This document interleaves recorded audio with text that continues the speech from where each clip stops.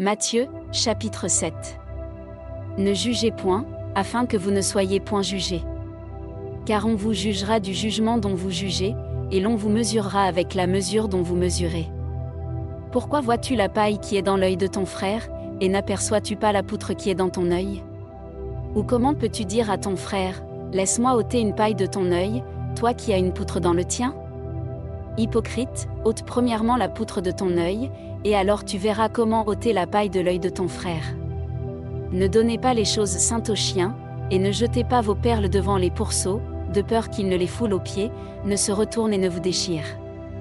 Demandez, et l'on vous donnera, cherchez, et vous trouverez, frappez, et l'on vous ouvrira.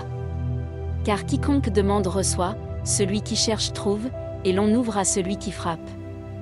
Lequel de vous donnera une pierre à son fils, s'il lui demande du pain? Ou, s'il demande un poisson, lui donnera-t-il un serpent?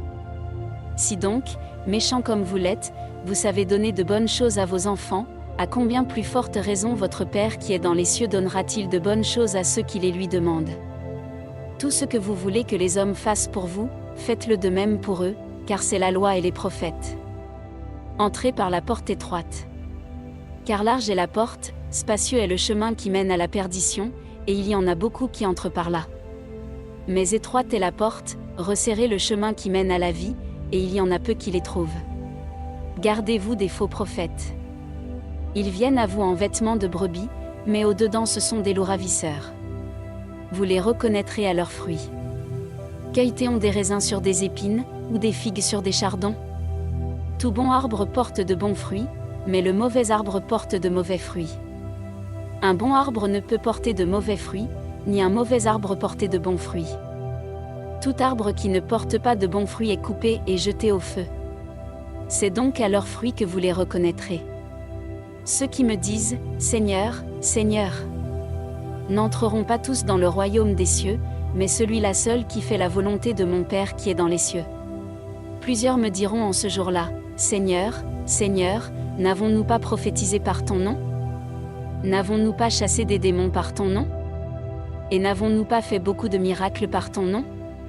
Alors je leur dirai ouvertement, je ne vous ai jamais connus, retirez-vous de moi, vous qui commettez l'iniquité. C'est pourquoi, quiconque entend ces paroles que je dis et les met en pratique, sera semblable à un homme prudent qui a bâti sa maison sur le roc.